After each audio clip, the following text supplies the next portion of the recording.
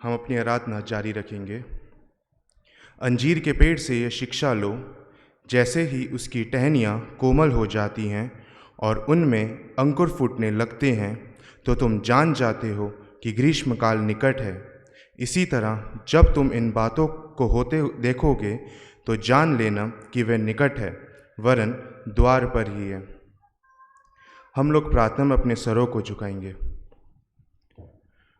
पिता परमेश्वर, हम धन्यवाद करते हैं आपने हम सबको यहाँ इकट्ठा करा पिता परमेश्वर, ताकि अपने नाम की महिमा और स्तुति कर सके पिता परमेश्वर। पिता परमेश्वर, जितने भी लोग यहाँ उपस्थित हैं उन सबको आशीष देना पिता परमेश्वर, और जितने लोग अपने मार्गों पर हैं उन सबको सही सलामत आपके भवन में उपस्थित करना। और पिता परमेश्वर, जितने जने नहीं आ पाए जो वर्चुअली देखेंगे पिता परमेश्वर, उन सबको भी आशीष देना। और आज जो आपके वचन का सुना जाना और गीतों का गाया जाना होगा पिता परमेश्वर, होने देना कि उससे हम आशीष पाएँ और आपके महिमा और स्तुति का कारण बन पाएँ। इस छोटी सी प्रार्थना को सुने और कबूल करें, प्यारे बेटे यीशु मसीह के नाम से मांगते हैं, आमीन। हम सब अपने स्थानों पर खड़े हो जाएं और मिलकर परमेश्वर की महिमा में गीत गाएंगे। गीत की पुस्तक में से गीत नंबर 634, सॉन्ग नंबर 634।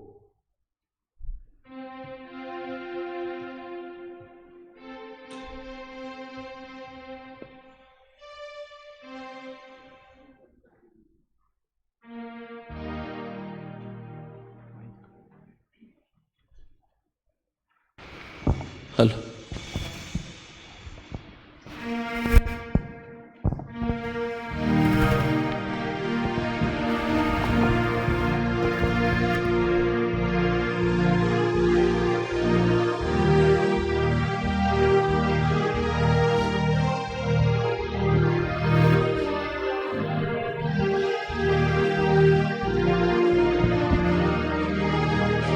जो क्रूस पर नजर रखता है, जो क्रूस पर नजर रखता है, जो क्रूस पर नजर रखता है, गुनाह उसका धुल जाता है।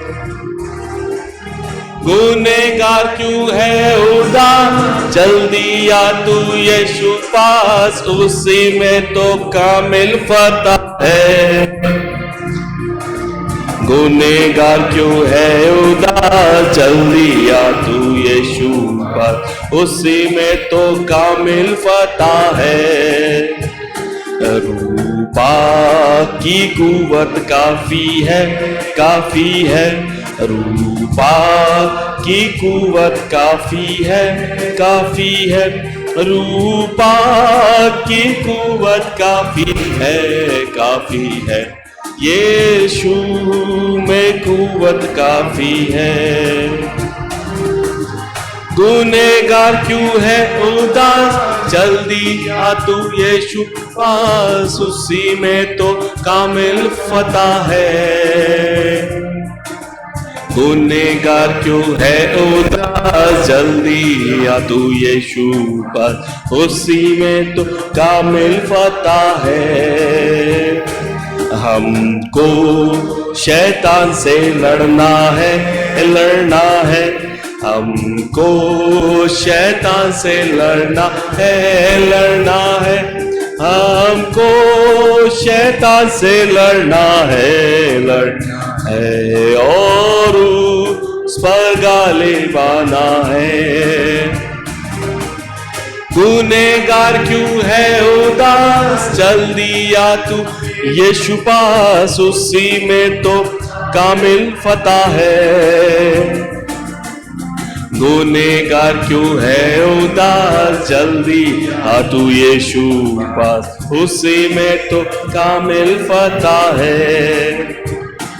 फतेह से बढ़कर गलबा है, गलबा है, फतेह से बढ़कर गलबा है, गलबा है, फतेह से बढ़कर गलबा है, गलबा है, ओ जू में गलबा मिलता है। गुनहगार क्यों है उदास, जल्दी आ तू यीशु पास, उसी में तो कामिल फतह है। गुनहगार क्यों है उदास, जल्दी आ तू यीशु पास, उसी में तो कामिल फतह है। ईमान फतेह का है निशान, है निशान, ईमान फतेह का है निशान, है निशान, ईमान फतेह का है निशान, है निशान, ईमान में फतह पाना है। गुनहगार क्यों है उदास, जल्दी आ तुम यीशु पास, उसी में तो कामिल फतह है। गुनहगार क्यों है उदास, जल्दी आ तू यीशु पास, उसी में तो कामिल फतह है। हम सब अपने स्थानों पर खड़े रहेंगे और विश्वास वचन को दोहराएंगे। मैं एतिकाद रखता हूँ खुदा खालिक मुतलक पर, जिसने आसमान और ज़मीन को पैदा किया, और उसके इकलौते बेटे हमारे खुदावन यीशु मसीह पर, कि वह रूल कुदूस से मुजस्सिम होकर कुंवारी मरियम से पैदा हुआ, पैतुस पिलातुस की हुकूमत में दुख उठाया, सलीब पर खींचा गया, मर गया और दफन हुआ, तीसरे दिन मुर्दों में से जी उठा, आसमान पर चढ़ गया और खुदा बाप कादिर मुतलक के दाहिने हाथ बैठा है, जहाँ से वो जिंदों और मुर्दों का इंसाफ करने को आएगा। मैं एतिकाद रखता हूँ रूल कुदूस पर, पाक कलीसिया अयाम पर, मुकद्दसों की रिफ़ाकत, गुनाहों की माफ़ी, जिस्म के जी उठने और हमेशा की ज़िंदगी पर। आमीन। आप सभी लोग बैठ जाएं।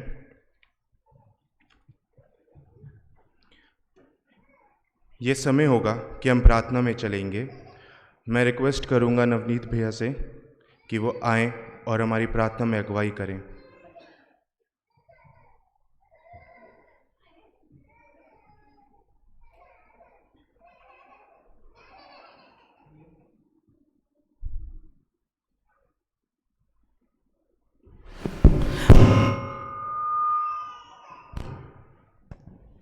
आइए हम सब प्रार्थना में अपने स्वरों को झुकाएंगे और परमेश्वर से प्रार्थना मांगेंगे।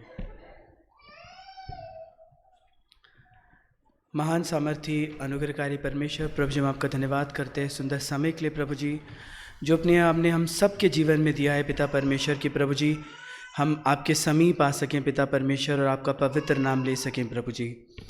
हम सब पिता परमेश्वर जब इस दुख भोग सप्ताह में हैं पिता परमेश्वर, और उस हफ्ते को याद करते हैं पिता परमेश्वर जब आप उस क्रूज़ पे चढ़ने के लिए पिता परमेश्वर उस यरूशलेम शहर में गए थे प्रभु जी। इन हर एक दिन में प्रभु जी जब हम वचन को पढ़ते हैं पिता परमेश्वर, और प्रभु जी आपके समीप आने की पिता परमेश्वर और समीप आने की पिता परमेश्वर कोशिश करते हैं प्रभु जी, हम आपसे प्रार्थना मांगते हैं पिता परमेश्वर कि आपका आत्मा प्रभु जी हम में से हर एक जन की पिता परमेश्वर इस कार्य में सहायता करे प्रभु जी, कि प्रभु जी हम आपके नेक और जलाली नाम को प्रभु जी एक अद्भुत रीति से पिता परमेश्वर जानने वाले हो सकें। हम सब पिता परमेश्वर आपका धन्यवाद करते हैं प्रभु जी कि ये सुंदर समय पिता परमेश्वर, ये 40 दिन की पिता परमेश्वर ये दौड़ प्रभु जी हम सब के जीवन में पिता परमेश्वर एक बार फिर से आई है प्रभु जी।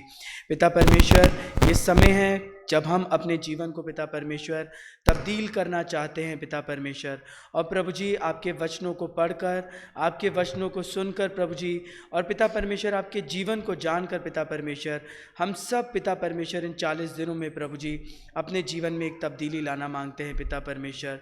प्रभु जी हम सब इस समय अपनी प्रार्थनाओं को लेकर आपके सामने आते हैं, जो भी तब्दीली पिता परमेश्वर हमने अपने जीवन में लाने के लिए सोचा है प्रभु जी, और पिता परमेश्वर जो भी तब्दीलियाँ पिता परमेश्वर आप हमारे जीवन में देखना चाहते हैं प्रभु जी, आपसे प्रार्थना मांगते हैं पिता परमेश्वर कि जब प्रभु जी इन 40 दिनों के अंतिम शरण में प्रभु जी हम सब पिता परमेश्वर अब हैं प्रभु जी, आपका आत्मा पिता परमेश्वर हम सब के अंदर प्रभु जी, आपका वचन प्रभु जी उन तब्दीलियों को पिता परमेश्वर लाने वाला हो सके प्रभु जी। पिता परमेश्वर इस समय हम खासकर प्रार्थना मांगते हैं प्रभु जी अपने इस देश के लिए पिता परमेश्वर, अपने देश के लीडर्स के लिए प्रभु जी खासकर प्रार्थना मांगते हैं प्रभु जी कि उन सब के साथ साथ होइएगा प्रभु जी। जो भी वो पॉलिसीज़ लेते हैं पिता परमेश्वर, वो हमारे देश के लिए, हमारे शहर के लिए पिता परमेश्वर, हमारी स्टेट के लिए पिता परमेश्वर, वो सब के लिए प्रभु जी, हर एक जन के लिए पिता परमेश्वर लाभदायक होने वाली हो सके पिता परमेश्वर। प्रभु जी, हम प्रभु जी अपने MCI Methodist church in India के लिए प्रभु जी खासकर प्रार्थना मांगते हैं प्रभु जी। सारी कलीसियाएँ पिता परमेश्वर, खासकर प्रभु जी जो इस समय एकत्रित हुई हैं प्रभु जी और आपके वचन को सुनने के लिए पिता परमेश्वर इकट्ठा हैं पिता परमेश्वर, हर एक कलीसिया को आपके हाथों में सौंपते हैं पिता परमेश्वर। आपसे प्रार्थना मांगते हैं प्रभु जी, आपका वचन पिता परमेश्वर हर एक कलीसिया में काम करे प्रभु जी, और हर एक मसीह पिता परमेश्वर एक अद्भुत गवाही बन के पिता परमेश्वर लोगों के बीच में प्रभु जी जाने वाला हो सके पिता परमेश्वर। आपके सुसमाचार का प्रभु जी वो एक गवाह बन के जाने वाला हो सके पिता परमेश्वर। प्रभु जी इस समय हम प्रार्थना मांगते हैं अपने चर्च के सारे विंग्स के लिए प्रभु जी, WSCS, पास्टरेट कमेटी, MYF, MMF, सारे विंग्स को पिता परमेश्वर, संडे स्कूल को प्रभु जी हम आपके हाथों में सौंपते हैं पिता परमेश्वर। इन विंग्स के लीडर्स को पिता परमेश्वर खासकर हम आपके हाथों में सौंपते हैं प्रभु जी। जो पिता परमेश्वर प्रभु जी जो कार्य पिता परमेश्वर आप इन विंग्स में कराना चाहते हैं पिता परमेश्वर, ये विंग्स प्रभु जी उनको अद्भुत रीति से पिता परमेश्वर बखूबी तौर से करने वाले हो सके। इन विंग्स के प्रभु जी लीडर्स को प्रभु जी खासकर हम आपके हाथों में सौंप देते हैं पिता परमेश्वर।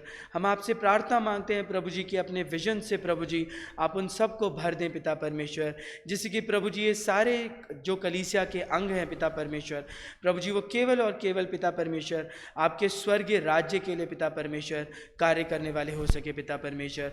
और प्रभु जी उनके जो विजन्स हो पिता परमेश्वर वो प्रभु जी केवल और केवल आपके दिए हुए विजन्स हो पिता परमेश्वर। प्रभु जी हम अपनी कलीसिया के लिए प्रार्थना करते हैं पिता परमेश्वर, आपका धन्यवाद करते हैं प्रभु जी कि हमारी कलीसिया एक ग्रोइंग कलीसिया है पिता परमेश्वर। हम प्रभु जी जब शारीरिक रूप से बढ़ते हैं पिता परमेश्वर, जब प्रभु जी नए मेंबर्स हमारे चर्च में आते हैं, हम प्रार्थना मांगते हैं प्रभु जी कि हमारी कलीसिया आत्मिक रूप से भी पिता परमेश्वर बढ़ने वाली हो सके।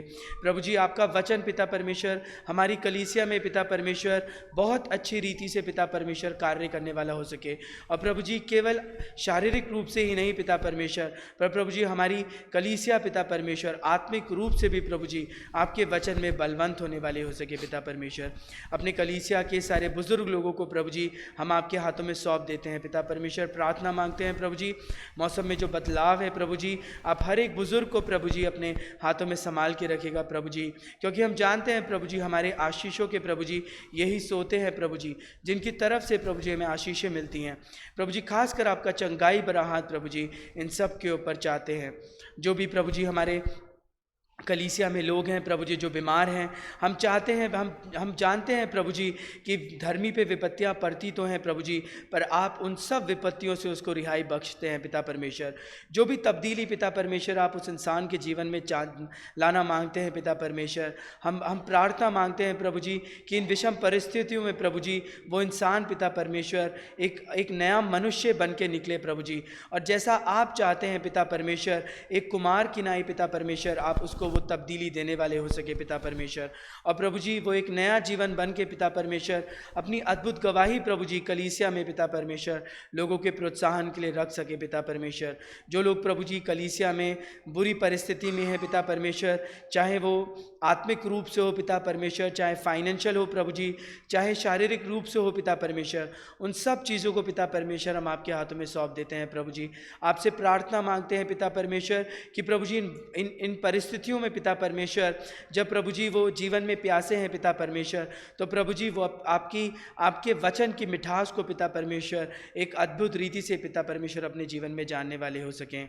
खासकर हम अपने दोनों पासबानों को आपके हाथों में सौंपते हैं पिता परमेश्वर, उनकी सेवकाई को आपके हाथों में सौंपते हैं पिता परमेश्वर।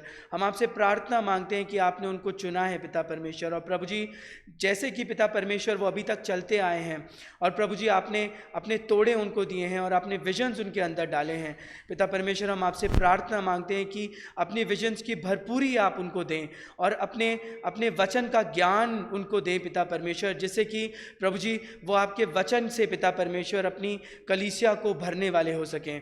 प्रभु जी हम आपके समीप आते हैं, आज के वक्ता को हम आपके हाथों में सौंपते हैं प्रभु जी। इस जीवन का पिता परमेश्वर मिशेल के लिए प्रभु जी हम खासकर आपका धन्यवाद करते हैं पिता परमेश्वर कि प्रभु जी आपने उसको इतनी छोटी उम्र में चुना प्रभु जी पिता परमेश्वर, जब बच्चे शायद दूसरी चीज़ों में होते हैं, पर परमेश्वर आपकी आत्मा ने उसको गाइडेंस दिया है और आपका वचन प्रभु जी उससे बातचीत किया है। और प्रभु जी इस समय अब समय ऐसा है कि वो बच्ची इतनी तैयार हो चुकी है कि प्रभु जी आप उसे इस्तेमाल कर रहे हैं इस जीवन के लिए। प्रभु जी हम सब आपका तहे दिल से धन्यवाद करते हैं और परमेश्वर आपसे प्रार्थना मांगते हैं कि प्रभु जी आपके लहू के बाड़े में ये बच्चा हमेशा रहने वाला हो सके।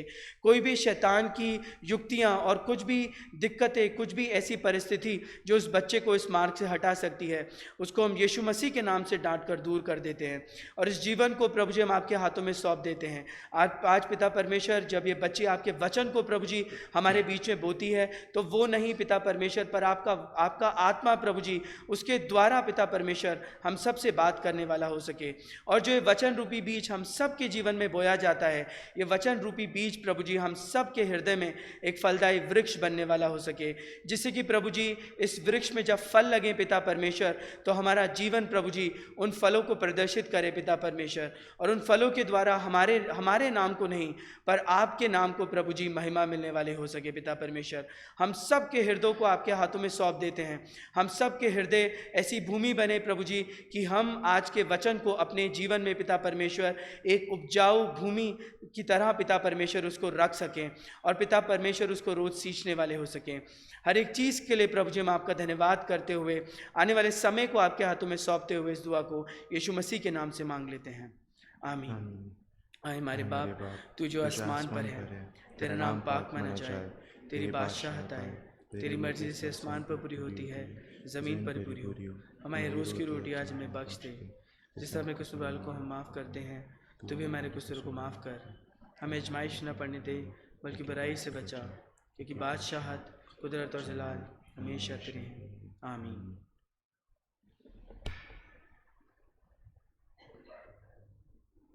आइए हम सब अपने स्थानों में खड़े हो जाएं और रिस्पॉन्सिव रीडिंग के लिए गीत की किताब में से रिस्पॉन्सिव रीडिंग नंबर 22 निकालें। पाप मनाना और पश्चाताप करने पर ताड़न होता है। इसे बारी बारी से पढ़ने के लिए हम अपने स्थानों पर खड़े हो जाएंगे।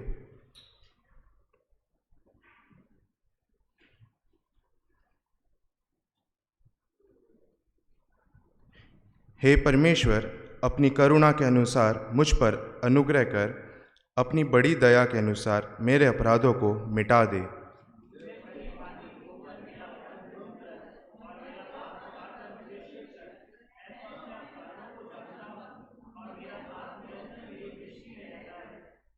मैंने केवल तेरे ही विरुद्ध पाप किया और जो तेरे लेखे में बुरा है वही किया है, सो तू बोलने से धर्मी और न्याय करने में निष्कलंक ठहरेगा।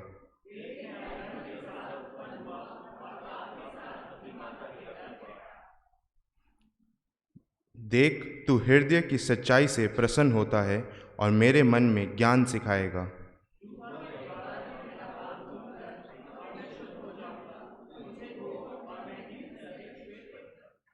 मुझे हर्ष और आनंद की बातें सुना, तब जो हड्डियां तूने तोड़ डाली सो मगन हो जाएंगी।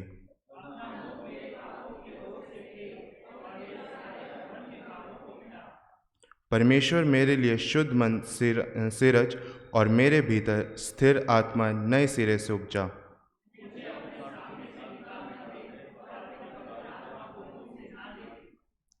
अपने किए हुए उद्धार का हर्ष मुझे फेर दे और उदार आत्मा देकर मुझे संभाल।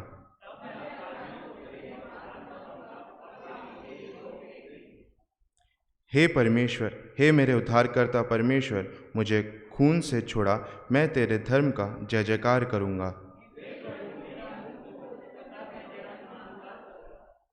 तू मेलमली से प्रसन्न नहीं होता, नहीं तो मैं देता, होमबलि को भी तू नहीं चाहता।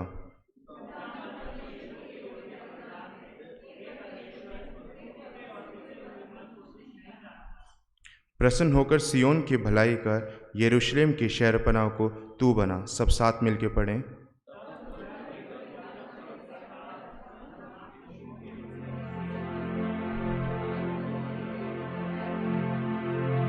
हो सिताइश बाप की,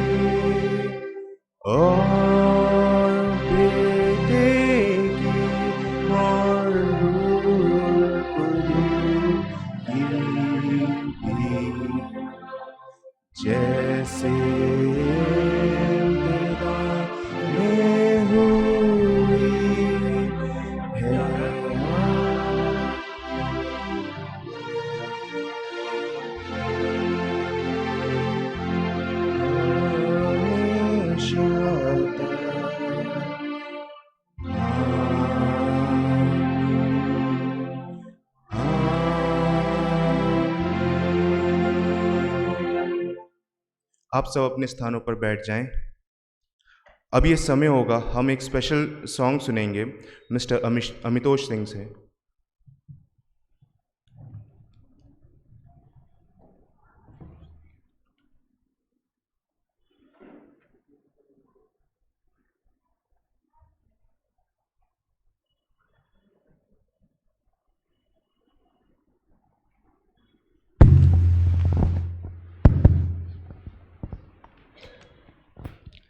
आपके बीच में एक गीत रखने जा रहा हूँ जो कि एक बहुत पुराना गीत है।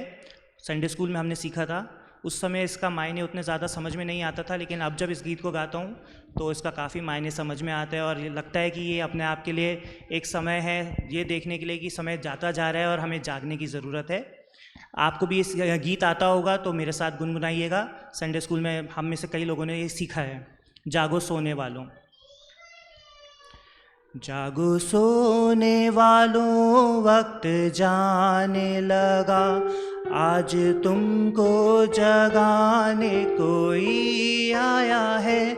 जिंदगी में किसी की सुनी ना सुनी, तुम्हें वचन सुनाने कोई आया है। जागो सोने वालों, वक्त जाने लगा, आज तुमको जगाने कोई आया है। जब दिन का उजाला बढ़ने लगा, गफलत में पड़े क्यों सोने लगे। हर दम तुम्हें कोई जगाने आए, कभी जाग उठे फिर सोने लगे। ऐसों को नतीजा कुछ ना मिले, तुम्हें याद दिलाने कोई आया है। जागो सोने वालों, वक्त जाने लगा, आज तुमको जगाने कोई आया है। दुनिया में तुमने पाप किए, अपने लिए मौत कमाई है। फिर मन की शांति पाने में यूं सारी उम्र गवाई है। मरने से पहले सुन लो ज़रा, तुम्हें मौत से बचाने कोई आया है।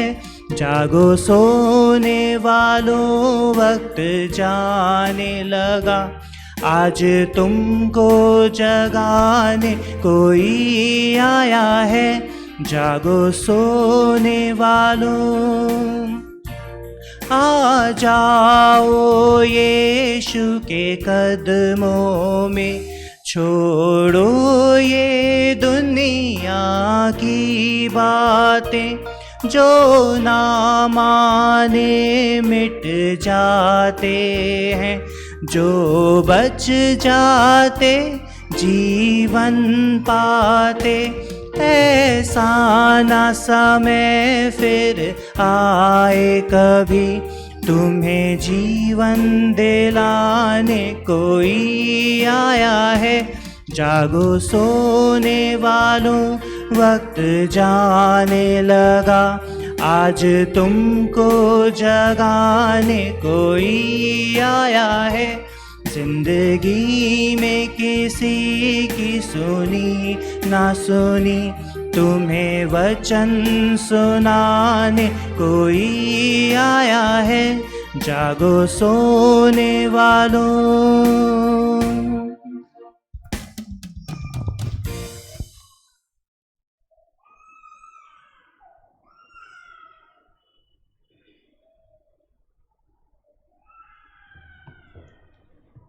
हम परमेश्वर का धन्यवाद करते हैं सुंदर और मधुर गीत के लिए।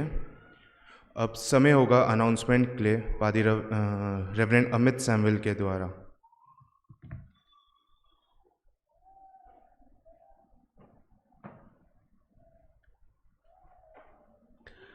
आप सबको जय मसीह की। खुदा का शुक्र करते हैं अजीज़ो, खुदावंद ने हमें संभाला है और हम इस पाक मुक़द्दस होली वीक में चल रहे हैं और हम शुक्रगुज़ार हैं। आप सब बड़े तल्लीनता के साथ लगातार गिरजे में बने हैं। खुदा आप सबको बड़ी बरकत दे। और जैसा आप जानते हैं कि कल भी इबादत होगी और परसों होली कम्युनियन के साथ हम होली वीक में चलते रहेंगे और फिर गुड फ्राइडे सर्विस जो है वो दोपहर 12 बजे से होगी। तो मेहरबानी से समय का ध्यान रखें, खुदाएँ बने रहे। ख़ास अनाउंसमेंट है मेरे अजीज़ों जो कि मैं आपके सामने रखना मांगता हूँ। कल रात को 8 बजे हमारी चर्च की मेंबर मिसेस शिरीन सिंह मसीह खुदा में सो गई हैं और ये जो हैं अलकनंदा एनक्लेव जो कि बल्ली वाला चौक के आगे पेट्रोल पंप के आगे जो अलकनंदा एनक्लेव है वहाँ वही फैमिली हमारा रहता है और इनका जो बरियल है वो कल दोपहर 12 बजे होगा। तो मेहरबानी से आप लोग अगर आना चाहते हैं बरियल सर्विस में तो मेहरबानी से आप चंदन नगर क्रिश्चियन सेमेट्री में आ सकते हैं। दोपहर 12 बजे हम लोग घर से लेके चलेंगे मिट्टी को और वहाँ अंतिम संस्कार की विधि को पूरा करेंगे। मैं चाहता हूँ कि शोकित परिवार के लिए हम सब खड़े होकर के 2 मिनट मसीह परिवार के लिए प्रार्थना करें, फिर पास्टल प्रेयर में सहभागी हों। कलीसिया जगहों पे खड़ी हो जाएगी।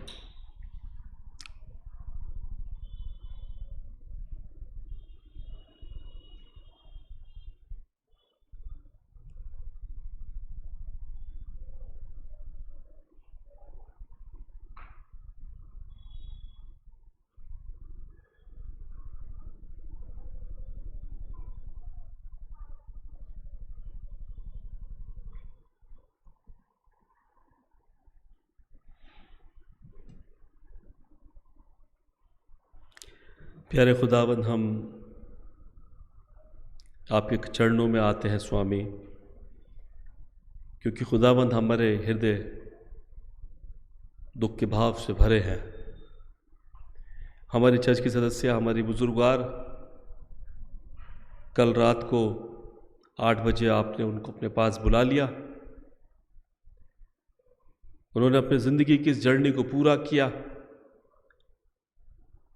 और खुदावंद अपनी सारी तकलीफ़ों से निजात हासिल करी। हम इसके लिए शुक्र करते हैं। ख़ास दुआ करते हैं उनके हस्बैंड, उनके बच्चे, उनकी ग्रैंड चिल्ड्रंस जो बहुत ही दुख में है इस समय। आप अपना अनुग्रह का हाथ उन पर बढ़ाइए, पूरे मसीह परिवार पर अपना अनुग्रह कीजिए। कल जब दोपहर 2 बजे अंतिम संस्कार की विधि को पूरा किया जाता है, आप सहायता मदद कीजिए कि प्रभु जी हम पार्थिव शरीर को बाइज़्ज़त ज़मीन के सुपुर्द कर सकें, उस बड़ी उम्मीद के साथ जैसा वचन कहता है यूहन्ना 14:19 में, जैसा मैं जीवित हूँ तुम भी जीवित रहोगे।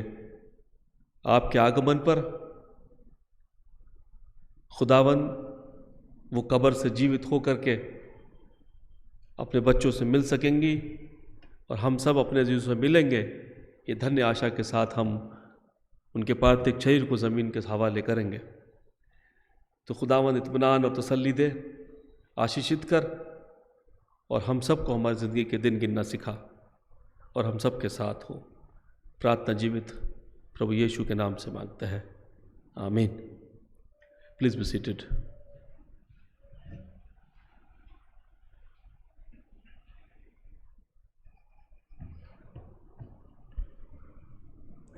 अब समय होगा हम परमेश्वर के वचन में चलेंगे। मैं रिक्वेस्ट करूंगा मिस मिशेल से कि वो परमेश्वर के वचन में हमारे बीच में रखें।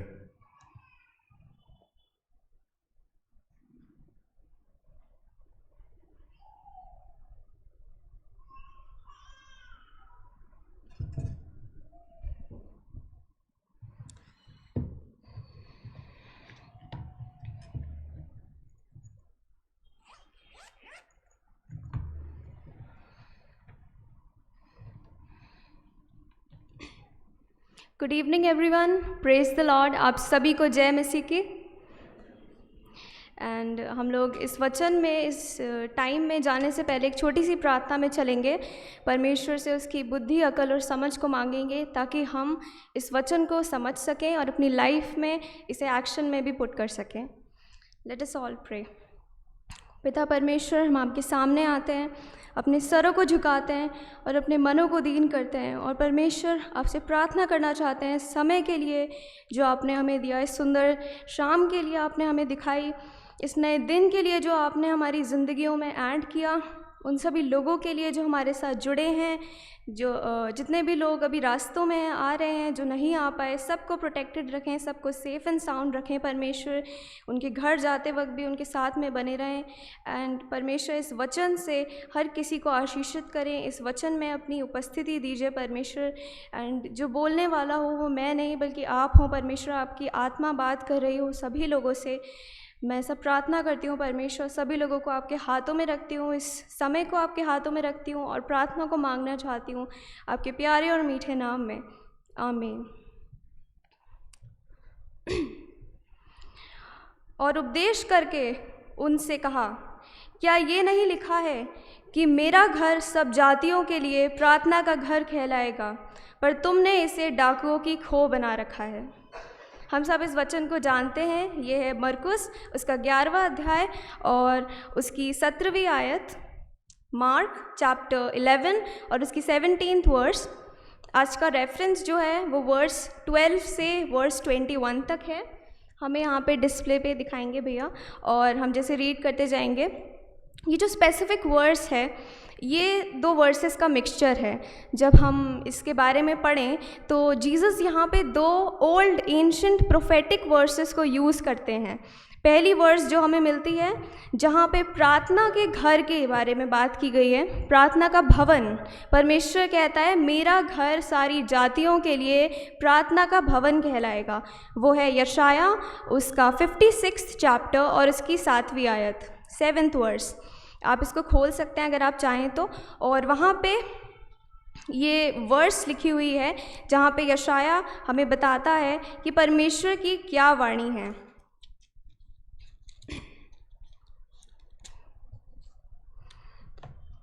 फिफ्टी 56 एंड उसका 7th वर्स। उनको मैं अपने पवित्र पर्वत पर ले आकर अपने प्रार्थना के भवन में आनंदित करूँगा। अपने प्रार्थना के भवन में, हम यहाँ पे ध्यान दें कि ये एक और प्रोफेटिक वर्स को परमेश्वर का पुत्र यहाँ पे इस्तेमाल कर रहा है। कई लोग जिनको वचन के बारे में पता होता है, उनको ग्रास्प होती है कि यहाँ पे ये लिखा है, यहाँ पे लिखा है, तो वो कनेक्ट कर सकते हैं। बट कई बार हमें नहीं पता होता, जैसे मुझे भी नहीं पता था, सो आई सर्च्ड इट एंड यहाँ से उसका कनेक्शन आता है। दूसरा, जहाँ पे वो कहता है तुमने इसे डाकुओं की खो बना रखा है। ये डाकुओं की खो शब्द सुना सुना लगता है, जहाँ पे यिर्मयाह नबी भी हमें यही बात कहते हुए सुनाई देता है। चैप्टर 7 में यिर्मयाह उसका 7वां अध्याय और उसकी 11वीं आयत। क्या ये भवन जो मेरा कहलाता है तुम्हारी दृष्टि में डाकुओं की गुफा हो गया है? मैंने स्वयं ये देखा है, यहोवा की यही वाणी है। यहाँ पे यिर्मयाह नबी भी यही बोलता है। और हम यिर्मयाह के चैप्टर में जब एंड में जाते हैं, चैप्टर्स में उसके एंड चैप्टर्स, तो हम देखते हैं कि बेबीलोनियंस ने उस मंदिर को तबाह कर दिया। इसका कनेक्शन हम लास्ट में देखेंगे कि ये प्रोफेटिक वर्ड बोला गया, पर मंदिर क्यों तबाह हो गया और मंदिर इतना ज़रूरी है क्यों? और इन सब चीज़ों को समझने के लिए हमें सबसे पहले मरकुस के लिखने के तरीके को समझना होगा। मरकुस जो था वो पतरस का इंटरप्रेटर था। इन अ सेंस उसका डिसाइपल था, उसके साथ काम किया करता था। जैसे पौलुस के लिए लूका, वैसे ही पतरस के लिए मरकुस हुआ करता था। उसका स्टूडेंट था वो, और उसने बहुत यंग एज से यीशु को, उसके चेलों को ऑब्ज़र्व किया। अगर आपको लास्ट सपर की बात याद हो तो वो भी मरकुस के रिश्तेदारों के घर में किया गया था, वहाँ पे हुआ था वो। और वहाँ पे हम देखते हैं कि इसका मतलब मरकुस ने बहुत टाइम से परमेश्वर को, यीशु को ऑब्ज़र्व किया था, देखा था कि वो कैसा व्यक्ति है, उसके आसपास कैसे लोग रहते हैं, उसको देखते हैं जब वो अपने वचनों में लिखता है, बहुत एक कॉम्पैक्ट तरीके से बहुत छोटे वचन लिखे हैं। सबसे छोटी किताब उसकी है सारे गॉस्पल्स में से, अगर आप उसको देखना चाहें। और यहाँ पे उसने एक ऐसा एलिमेंट, एक ऐसा लिटरेरी टूल को यूज़ किया है जो कि वो कई बार करता है अपने वचन में, जो कि है मार्कन सैंडविच। वो एक सैंडविच की तरह बनाता है। अगर हम इसको समझना चाहें तो मैं सैंडविच का एक एग्जांपल लेना चाहूँगी। सैंडविच आप खाते हैं तो ब्रेड और बीच में जो फिलिंग होती है वो खाते हैं ना। कई बार बच्चे क्या करते हैं, मैं भी करती थी बच्चों में जब भी छोटी थी, तो सैंडविच का ब्रेड जल्दी खा ली और जो फिलिंग है उसको बाद में खाया, क्योंकि वो ज़्यादा टेस्टी लगता है ना। ऐसा हम कई बार करते हैं, बच्चों को भी देखते हैं। पर सैंडविच को खाने का सही तरीका क्या है? ब्रेड, बीच में फिलिंग, फिर ब्रेड नीचे, उन सबको एक साथ खाना। और मरकुस के कई वचनों में ऐसी ही टेक्निक को उसने यूज़ किया है कि उसने 2 स्टोरीज़ को, 2 दृष्टांतों को, 2 नैरेटिव्स को यूज़ करके एक बात समझाने की कोशिश की है। यहाँ पे जब हम मार्कन सैंडविच को देखते हैं तो उसने अंजीर के पेड़ की जो श्राप उसको दिया है यीशु ने, उसका इस्तेमाल किया है उसने ब्रैकेट की तरह, ब्रेड के स्लाइसेस की तरह। भवन की जो सफाई यीशु करता है वहाँ जाके, क्लेंजिंग ऑफ द टेम्पल, उसको कवर करने के लिए। ये दोनों बातें अलग हमें लगती होंगी, आउट ऑफ द ब्लू हमें लग रहा होगा यीशु इतना गुस्सा क्यों है आज उसे हुआ क्या है? एक बेचारे पेड़ को श्राप दे दिया, फिर जाके पूरे वहाँ तहस नहस कर दिया, टेबल्स टर्न कर दी। ऐसा क्या किया लोगों ने कि यीशु को इतना गुस्सा आया? हमने यीशु को कभी इतना गुस्सा नहीं देखा है। मैंने पर्सनली कभी किसी वर्स में ऐसा नहीं पढ़ा कि जीसस ने कोई भी एग्रेसिव एक्ट किया हो। तो ऐसा क्यों? वो इतना गुस्सा क्यों था? हम इसके बारे में समझेंगे जब हम एंड उसमें आएंगे, कंक्लूड करेंगे, तब हम समझेंगे कि यीशु एक्चुअली गुस्सा था कि वो कुछ और फ्रस्ट्रेशन थी। जब हम अंजीर के पेड़ों की बात करते हैं, अभी जब हमने सैंडविच को समझा तो हमें समझ में आया हमें साथ में खाना है इसको, वचन को। कई बार हमें पता नहीं होता कि हमें उसको साथ में खाना है, हम अलग अलग खाते हैं तो इसलिए हम समझ नहीं पाते हैं। So let us all eat this sandwich together, इसको साथ में खाते हैं और इससे हम चलेंगे अंजीरों के पेड़ के ऊपर। अगर अंजीर के पेड़ के ऊपर हम बात करें तो हम सब जानते हैं कि अंजीर के पेड़ जो हैं वो इज़राइल का एक सिंबल हैं। आप सब जानते होंगे अंजीर के पेड़ वहाँ बहुत अबंडेंस में मिलते हैं इज़राइल में, और वो इसका एक सिंबल भी है, उसके सिंबल की तरह यूज़ किया जाता है अंजीर के पेड़ को। और अंजीर के पेड़ की एक बहुत स्पेशल बात है, पैलेस्टीनियन फिग्स जो होते हैं, फ़लस्तीनी जो अंजीर होते हैं, उनकी एक स्पेशल कैरेक्टरिस्टिक है कि वो अपने पत्ते आने के बाद फल नहीं लाते हैं। उनके फल पहले आते हैं, पत्ते बाद में आते हैं। बेसिकली वो फल नहीं होता है, वो नोड्यूल्स होते हैं, बट वो भी खाने लायक होते हैं, तो आप उनको भी खा सकते हैं। Those are edible nodules.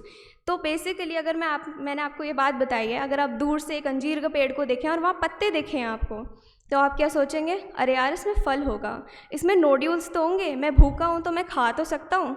यीशु ने भी यही बात सोची उस पेड़ को देखकर, and he was with in all his rights. वो सब अपने हक से उसको देख रहा था, क्योंकि उसने बनाया है, वो सृष्टि करता है। हमने कल सुना अथॉरिटी के बारे में, so we know he has authority over all these things. और वचन में लिखा है कि उसका सीज़न नहीं था, लेकिन उसका मौसम नहीं था। अगर आप वचन को पढ़ें, मैं आपको ले जाऊँ मरकुस उसका 11वां अध्याय,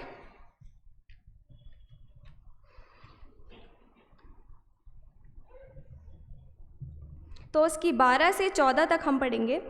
दूसरे दिन जब वे बैथनिया से निकले तो उसको भूख लगी, और वह दूर से अंजीर का एक हरा पेड़ मतलब उसमें पत्ते थे, हरा पेड़ देखकर निकट गया कि क्या जाने उसमें कुछ पाए, पर पत्तों को छोड़कर ना पाया, क्योंकि फल का समय नहीं था। So it is quite okay कि चलो समय नहीं था तो फल क्यों एक्सपेक्ट कर रहा था परमेश्वर। बट मैंने अभी आपको बताया कि जहाँ पे वो थे वो पैलेस्टीनियन फिक्स थे, फ़लस्तीनी फिक्स थे, अंजीर थे, और उनकी वैरायटी की ये स्पेशल बात है कि उनके फल पत्तों से पहले आते हैं। आउट ऑफ सीज़न भी आपको नोड्यूल्स खाने को मिलेंगे। तो परमेश्वर अपनी जगह पे सही था, यीशु सही था कि मुझे कुछ तो खाने को मिलेगा इसमें से। उसने उसको जाके मौका दिया। अगर मैं आपसे पूछूं तो वहाँ पे कई पेड़ रहे होंगे, है नहीं? वहाँ पे बहुत सारे पेड़ होंगे कि अंजीर के पेड़ हैं, सिर्फ एक तो रहा नहीं होगा, वहाँ पे बहुत सारे पेड़ होंगे। उनमें से किसी एक पेड़ को क्यों नहीं खाया परमेश्वर ने? उसमें से कोई फल ले लेते। उसने उस पेड़ को दूर से देखा और वो हरा भरा था, उस पे पत्ते थे। परमेश्वर ने उसको चुना था, परमेश्वर ने उसको चुना था। इस बात को याद रखें, हम इसमें इस बात को पूरे टाइम याद रखना होगा आपको इस वचन के साथ साथ कि उसने उस पेड़ को चुना था, क्योंकि वो दूर से उसे हरा दिखा, उसने उसे चुना था। अब इसके आगे अगर हम जाएं तो यीशु मंदिर को शुद्ध करता है। ये सिर्फ मंदिर का शुद्धिकरण नहीं था। अगर आप इस वचन को ध्यान से पढ़ें तो ये सिर्फ मंदिर का शुद्धिकरण नहीं था, ये मंदिर को बताना था। परमेश्वर का तरीका था मंदिर को बताने का कि तुम्हारे साथ क्या गलत है। उसका उद्धार लाने का तरीका अलग था। हमें लगता है ये प्लान होगा, ये प्लान होगा, और दुनिया के राजा को वो एक स्टेबल में पैदा करता है, तो उसके प्लान्स हमसे कितने अलग हैं। तो मंदिर का शुद्धिकरण से ज़्यादा वो मंदिर को बताने का तरीका था कि तुम्हारे साथ क्या गलत है। और ऐसा क्यों है हम इसको समझेंगे। इससे पहले हम मंदिर के डिस्पोजिशन को देख लेते हैं, उसकी हिस्ट्री को समझ लेते हैं कि मंदिर पे ही क्यों, मंदिर में क्या इज़राइल की जान बसी थी? कुछ ऐसी बात है। यस, यही बात है कि मंदिर इज़राइल का हार्ट था, उसका दिल था, उसमें उसकी जान बसती थी। और वो क्यों बसती थी हम इसको जानेंगे। जब इब्राहिम अपने बेटे इसहाक के साथ पहाड़ी पे जाता है, जो कि था माउंट मोराया पहाड़ी, वो उसका नाम था मोराया, वो एक पीक थी, और वहाँ पे वो उसको बलि करने के लिए ले गया था। और जब वहाँ ले जाता है तो क्या होता है कि परमेश्वर उसको, इब्राहिम को तो लगता है कि परमेश्वर ने मेरा बेटा ही मांग लिया, अब तो कुछ नहीं हो सकता है। लेकिन परमेश्वर को पता था कि मैंने इसके लिए मेमना तैयार किया हुआ है। वो मेमना उनको वहाँ झाड़ियों में फंसा हुआ दिखा। ये मेमना कौन है? आपको क्या लगता है? इतने साल पहले परमेश्वर ने पहले ही अपने प्रोफेसी को पूरा कर दिया। वो मेमना यीशु मसीह है। वो मेमना जो हमारे लिए आया, वो सिंबलाइज्ड वहाँ पे किया गया जहाँ पे इब्राहिम के बेटे इसहाक की जगह, वैसे आदम के बच्चे जो हम हैं, उसके बेटे बेटियाँ, उसकी जगह यीशु मसीह उसने अपने बेटे को दिया। तो वो जो माउंट मोराया पे ये सब काम होता है, उसको मेमने, इसहाक की जगह मेमना वो बलि चढ़ाता है, और ये सब काम हो रहा है। हम क्यों माउंट मोराया के बारे में पढ़ रहे हैं? माउंट मोराया इम्पॉर्टेंट है। कई साल बाद दाऊद और नान से उस माउंट मोराया की ज़मीन को ख़रीदता है, जो कि यरूशलेम के ईस्ट में है। इसको याद रखिएगा, यरूशलेम के ईस्ट में माउंट मोराया जो ज़मीन है उसको डेविड ख़रीदता है। उन लोग के पास वो ज़मीन पहले से नहीं थी, वो किसी और ने इनहेबिट कर ली, पर दाऊद उसे ख़रीदता है। अब दाऊद ने ख़रीदा, पर बनाया किसने मंदिर वहाँ पे? सोलोमन ने, सुलेमान ने बनाया। वहाँ पे सोलोमन, उसका बेटा, कई साल बाद वहाँ मंदिर बनाता है। नाउ यहाँ पे जो आप देख रहे हैं कि जीसस वहाँ क्लीन कर रहे हैं और मंदिर को साफ़ कर रहे हैं, वो बेसिकली उसे साफ़ नहीं, उसे कर्स कर रहे हैं, उसे श्राप दे रहे हैं। अजीब लगती है ये बात, पर वो उस मंदिर को श्राप दे रहे हैं क्योंकि जो उसको दिया गया था वो उसने मल्टीप्लाई नहीं किया। उस मंदिर ने मल्टीप्लाई नहीं किया, वो करप्ट हो गया। वहाँ बिजनेस चल रहा है, तो जो दिया गया था वो भी ले लिया गया क्योंकि वो उसके हकदार नहीं रहे। वहाँ पे जब हम अगली चीज़ देखते हैं तो सुलेमान ने उसे बनाया, बट उस मंदिर में जुपिटर की मूर्ति रखवा दी गई। जुपिटर का मंदिर बन गया। वो बना तो परमेश्वर के लिए ही था वो मंदिर, लेकिन वो जुपिटर का मंदिर बन गया। आप समझ रहे हैं? आइडोलेट्री हो गई उस मंदिर में, वो इम्प्योर हो गया, वो मंदिर खराब हो गया। फिर से मंदिर बनाया गया दूसरी बार जब बनाया गया तो मैं आपको ले जाना चाहूँगी फिर से यिर्मयाह उसका 7वां अध्याय और उसकी 11वीं आयत पे, जो क्या कहता है, क्या ये भवन जो मेरा कहलाता है तुम्हारी दृष्टि में डाकुओं की खो हो गया है? मैंने स्वयं ये देखा है, यहोवा की यही वाणी है। जो यहाँ पे यिर्मयाह बात कहता है, जिसको जीसस फिर से रिपीट करते हैं, वो बात उन्हीं मंदिर के लोगों के लिए कहता है कि तुमने इस मंदिर को इम्प्योर कर दिया है। जिस वजह से वो मंदिर बना था, वो जो वजह है वो पूरी नहीं हो पाई। तुमने इस मंदिर को इम्प्योर कर दिया। वो मंदिर अपनी वजह को पूरी नहीं कर पाया और दूसरी बार फिर से बेबीलोनियंस ने उस मंदिर को तबाह कर दिया। तीसरी बार वो मंदिर जब बना तो किंग हेरोड ने वो मंदिर बनवाया था and he thought he was very mighty and बहुत मतलब है ना, तो उसने इसलिए वो मंदिर बनवाया, बहुत बड़ा बनवाया इनफैक्ट इस बार। एंड बड़ा हमें कैसे पता चलता उसने बड़ा बनवाया कि एक हिस्टोरियन है, उन्होंने रिकॉर्ड किया है कि एक साल पासओवर के टाइम, पासओवर जो होता है उनका, जिस टाइम यहाँ पे ये लोग हैं, पासओवर के टाइम 225,000 मेमने खरीदे, बेचे और बलि चढ़ाए गए एक ही दिन में। 225,000 मतलब मिलियन का एक fraction, that is a lot, बहुत ज़्यादा है। मतलब इतनी बड़ी जगह थी वो जहाँ पे बलि चढ़ाए गए। ऐसा क्या था वहाँ पे कि इतने सारे लोगों ने एक साथ बलि चढ़ा दी? कैसे? How is it possible? क्योंकि वो बनाया किंग हेरोड ने बहुत बड़ी तरीके से था, बहुत बड़ा बनाया था। तो तीसरी बार मंदिर बना, लेकिन क्या किया लोगों ने? उसको ख़राब कर दिया, उसे फिर ख़राब कर दिया, उसके डिस्पोजिशन को, उसकी वजह को, उसके रीज़न को ख़राब कर दिया। वहाँ पे ट्रेडिंग करने लगे, ट्रेडिंग कर रहे हैं, पैसों का लेन देन चल रहा है, डाकुओं की खो बना दिया है।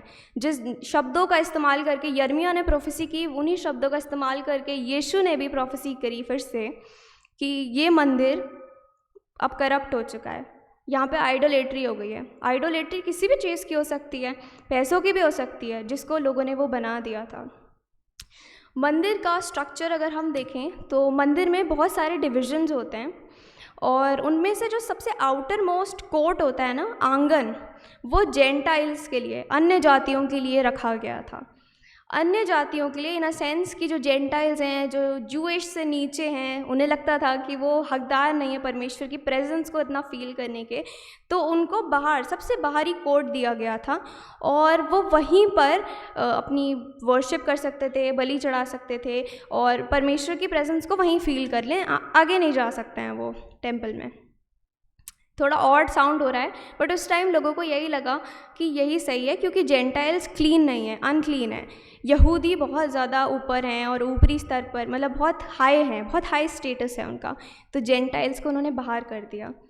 अब अगर हम फिर से इस बात पे आए मंदिर की, तो हम 15 से 19वीं आयत तक जब पढ़ते हैं, फिर वह यरूशलेम में आए और वह मंदिर में गया और वहाँ जो लेन देन कर रहे थे उन्हें बाहर निकालने लगा और सर्राफों के पीड़े और कबूतर के बेचने वालों को चौकियाँ उलट दी, उनकी जो टेबल्स थी उनको उलट दिया। ही टर्न्ड द टेबल्स, एक वो है, कोट होता है ये, एक इडियम होता है, इसको यूज़ किया था, ही टर्न्ड द टेबल्स, उसने पूरा पासा पलट दिया, उसने लिटरली भी पासा पलट दिया और उसने फिगरेटिवली भी पासा पलट दिया।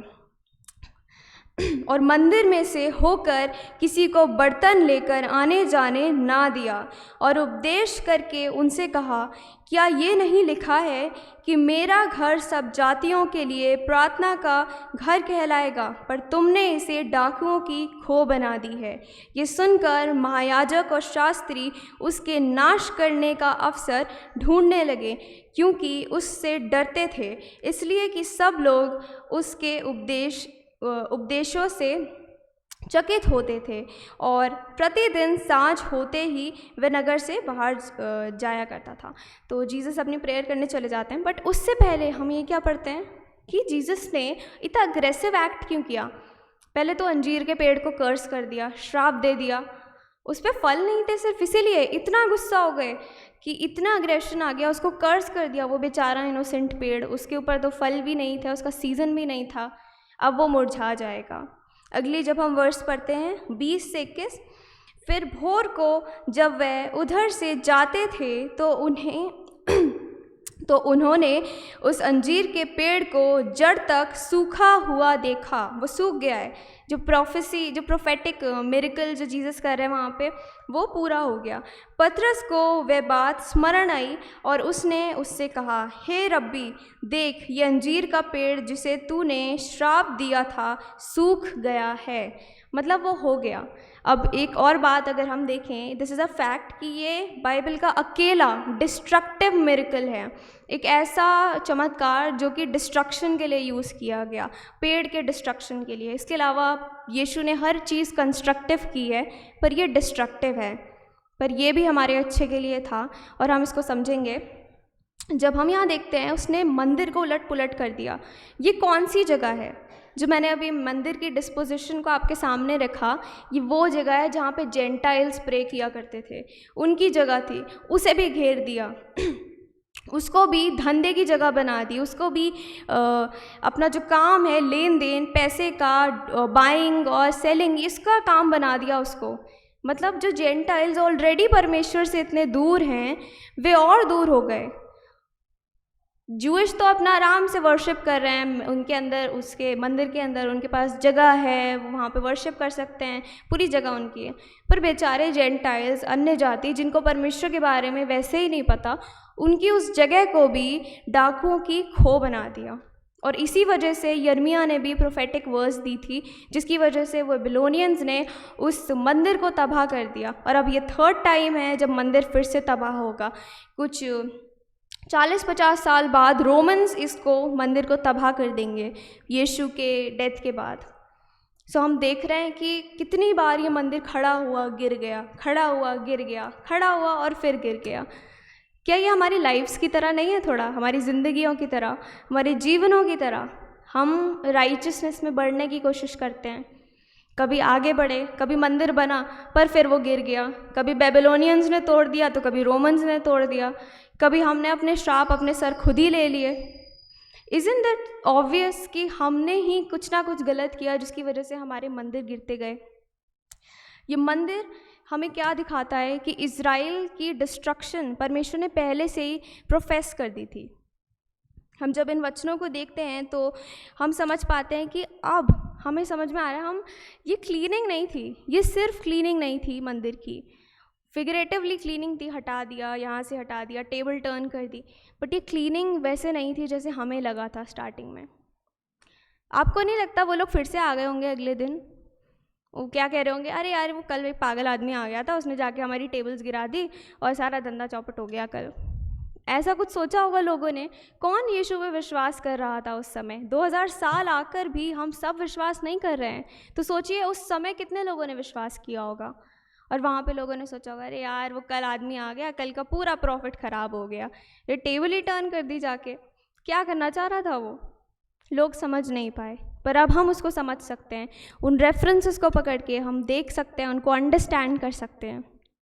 क्रूस पर जब यीशु अपना आखिरी वचन देता है, इट इज़ फिनिश्ड, वो क्या था? इट इज़ फिनिश्ड का मतलब ये नहीं था कि उसकी मौत हो गई तो ये सब ख़त्म हो गया है। इट इज़ फिनिश्ड का मतलब था कि अब जो करप्ट हो गए थे लोग, जिन लोगों को चुना गया था, जो करप्ट हो गए हैं, उनका चॉइस अब चेंज कर दिया गया है। मतलब कि इज़राइल को, जैसे फिग ट्रीज़ हैं वो सिंबलाइज़ करते थे ना, अंजीर जो हैं वो इज़राइल को सिंबलाइज़ करते हैं, तो अंजीर को श्राप दिया, इसका मतलब उसने इज़राइल को श्राप दिया।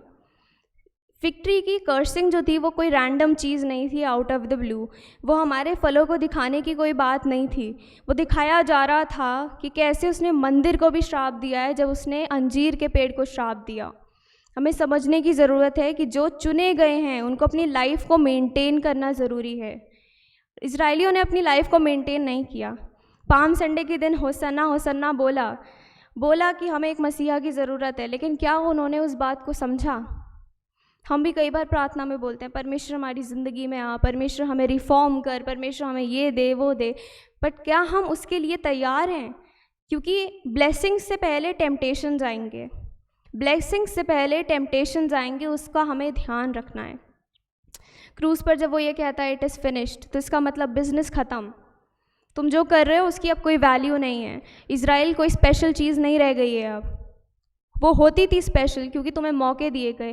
पहला मौका दिया, तुमने मंदिर तोड़ दिया। दूसरा मौका दिया, तुमने मंदिर तोड़ दिया।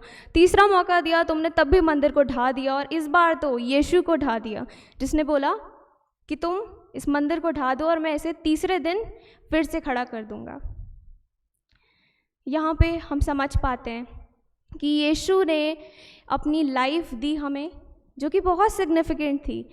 पर अब जब हम इन वचनों को देखते हैं तो हम समझ पाते हैं कि यीशु को भेजा गया इस इज़राइल पे क्यों, स्पेसिफिकली क्यों भेजा गया यहीं पे। परमेश्वर ने इज़राइल को चुना था। परमेश्वर ने सिर्फ उसको बचाने के लिए नहीं चुना था। परमेश्वर ने क्या बोला कि मैंने जगत से ऐसा प्रेम किया कि अपना इकलौता पुत्र दे दिया, ताकि जो कोई इस पर विश्वास करे वो नाश ना हो परंतु अनंत जीवन पाए। तो उसने दुनिया को बचाने के लिए इस्राएल को चुना था। उसने दुनिया को बचाने के लिए इस्राएल को चुना था।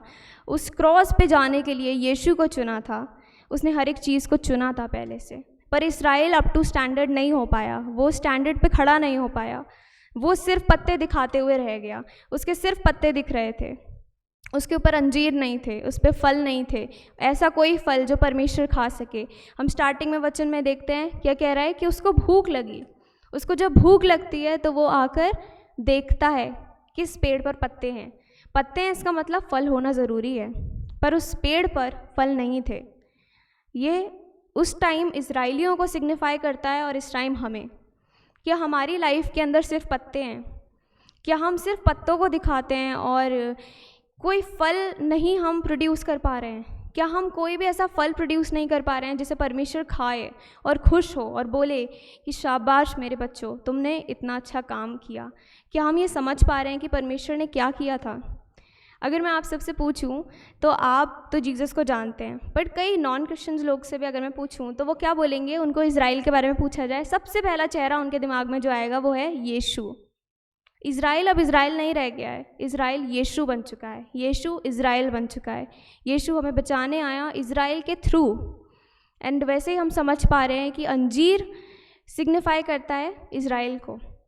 उसने अंजीर को श्राप दिया। हम देख रहे हैं कि उसने इज़राइल को श्राप दिया।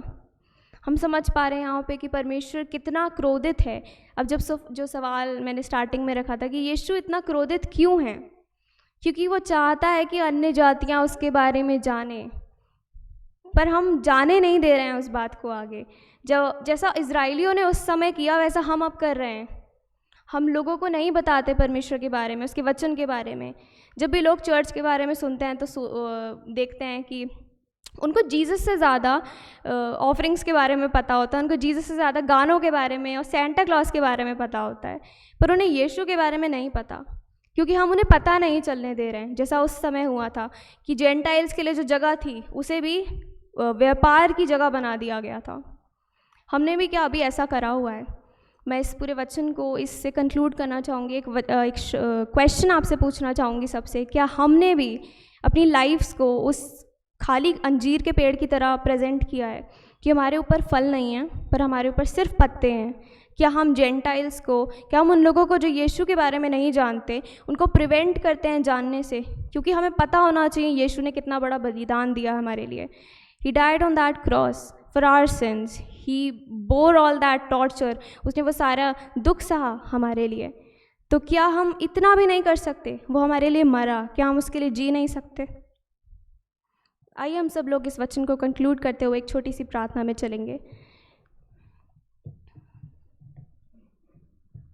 पिता परमेश्वर, हम आपके सामने आते हैं, इस समय को लेके आते हैं परमेश्वर जो आपने हमें दिया, और इस ब्लेसेड इवनिंग को, इस आशीषित शाम को जो आपने हमें दी परमेश्वर।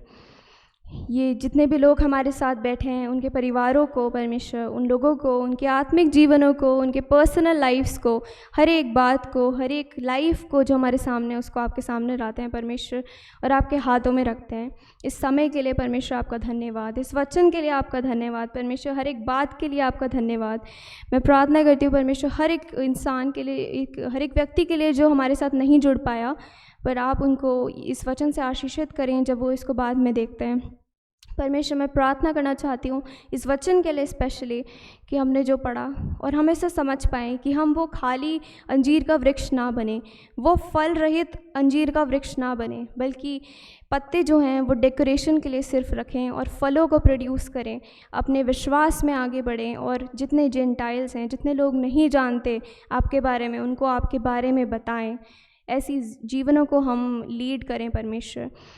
इस समय को आपके हाथ में रखते हैं, इस होली कॉन्ग्रीगेशन को आपके हाथ में रखते हैं और इस प्रार्थना को मांग लेते हैं आपके प्यारे और मीठे नाम में, आमीन।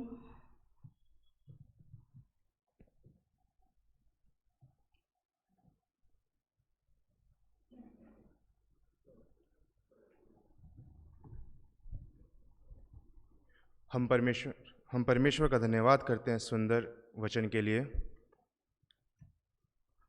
आइए हम परमेश्वर की महिमा में मिलकर गीत गाएं। गीत की पुस्तक में से गीत नंबर 74, सॉन्ग नंबर 74।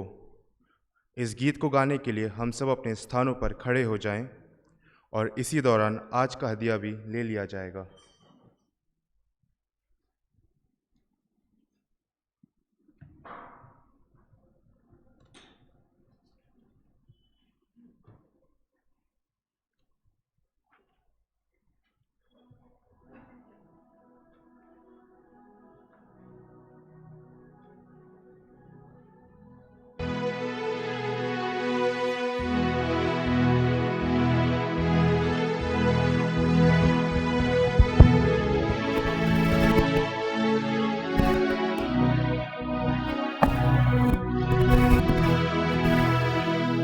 उठ मेरी रूह नए रागों से सयूनी गज़ले गा तू ले, फरिश्तों में मिलावा मसीह जलाली सरफराज, मसीह जलाली और जमाली, मसीह जलाली सरफराज। ज़ेरा बगुम में जब मैं था, सलीब पर चश्मा तबा, शैतानी आके हुआ मसीह जलाली नेरा था, मसीह जलाली और कमाली, मसीह जलाली तेरा। चौथा पद, जल्द आवे मुझ पर मौत का हाथ, जल्द हो मसीह का मेरा साथ, बीच में मैं पाऊं पना, मसीह जलाली मेरा शाह, मसीह जलाली और जमाली, मसीह जलाली मेरा शाह।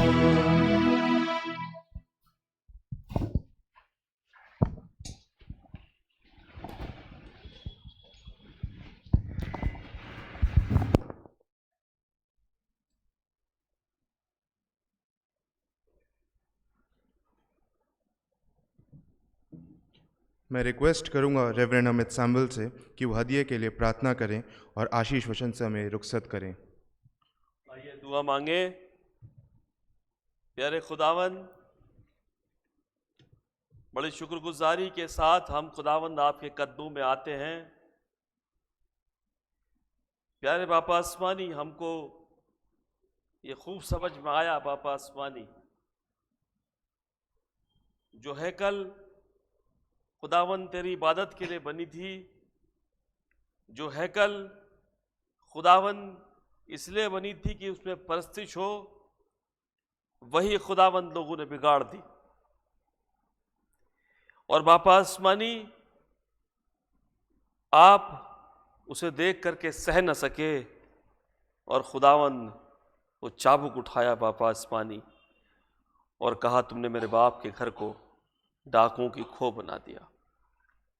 और साथ ही खुदावन उस अंजीर के वृक्ष को भी जिसमें खुदावन फल ना मिले, तूने कहा जा, तुझमें फिर कभी फल ना लगे, और वो तुरंत सूख गया।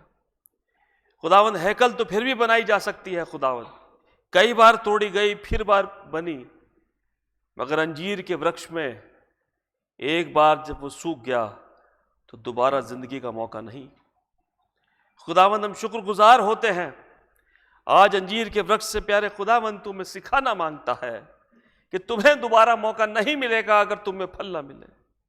सीजन हो या ना हो, परिस्थितियां हो ना या ना हो, प्रभु जी खुदावन वो फल तुझे चाहिए। खुदावन ना जाने कब और किस वक्त आप आ जाएं वो फल ढूंढने के लिए। और खुदावन अगर ना मिले तो शायद हमारा भी हाल अंजीर के वृक्ष का जैसा हो, क्योंकि कुल्हाड़ा तैयार है और जड़ों पे रखा है, बस चलने की देर है। हमें हमारी ज़िंदगी के दिन गिनना सिखाएं कि हम दाना दिल हासिल करें, और खुदावंद इस लेंटन सीज़न में अपने आप को रूहानी तौर से तैयार करें। दोनों बच्चों को, हमें बेटी को बेटे खुदावंद बड़ी आसमान की बरकत दें, जिन्होंने बड़ी कोशिश करके खुदावंद तेरे कलाम को और लीड किया। प्रभु जी हम धन्यवाद देते हैं। हम सब खुदावंद इस वचन को याद रख सके, तेरा शुक्र करें। साथ ही इस हदीये के लिए दुआ करता हूँ प्यारे खुदावंद, जो तेरे बेटे बेटियों ने शुक्रगुजारियों में दिया है, आप इसे कबूल कीजिए। जब ये आपकी खिदमत में इस्तेमाल हो, देने वाले आसमानी बरकतें हासिल करें, और खुदावंद पुष्ट दर पुष्ट तेरा जय जयकार करते रहें। प्रभु यीशु के नाम से मांगते हैं, आमीन। धन्यवाद धन्यवाद धन्यवाद, सारी आशीषों के सो धन्यवाद धन्यवाद धन्यवाद धन्यवाद, सारी आशीषों के सोते धन्यवाद, सारी आशीषें आदि ऊपर से, हालेलुया धन्यवाद धन्यवाद धन्यवाद, सारी आशीषों के सोते धन्यवाद।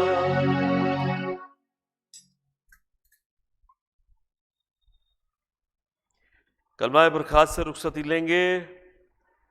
हमारे खुदावंद यीशु मसीह का फजल, खुदा बाप की मोहब्बत, रूह पाक की रिफाकत और शिराकत दुनिया कुल ईमानदारों के साथ और हम सब धर्मी विश्वासियों के साथ अब से लेकर आपके दोबारा आने तक होती रहे, आमीन।